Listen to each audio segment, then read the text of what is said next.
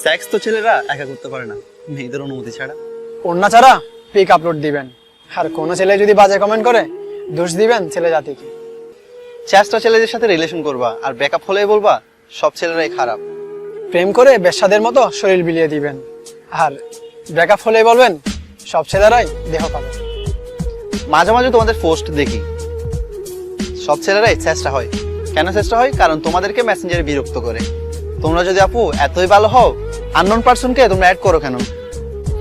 আপু, আপনি প্রেম করে কয়েকজনের সাথে সেক্স করবেন আর হাজবেন্ড খুঁজবেন একদম ইনোসেন্ট, বিষয়টা কি হাস্যকর নয়? আর কিছু মেয়েদের দেখি রিলেশন ব্রেকআপের পরে বয়ফ্রেন্ডের সাথে সেক্স করে। আপু, সে তোমাকে ভালোবাসে না। যদি সত্যিকারে ভালোবাসতো সে কখনোই তোমাকে সেক্স করার কথা বলতো না, কারণ ভালোবাসাটা সবসময় মন থেকে হয়, দেহ থেকে নয়।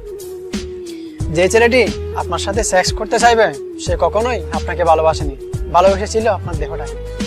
সব ছেলে কিন্তু খারাপ নয়, সঠিক মানুষটাকে চিনতে শিখুন, মানুষকে ভালোবাসতে শিখুন। নারী, তুমি মায়ের জাত, নিজের ইজ্জত নিজে রক্ষা করতে শিখো। অহেতুক ভালোবাসার নামে কোনো ছেলেকে নিজের ইজ্জত বিলিয়ে দিও না, নিজেকে কখনো কলঙ্কিত করো না।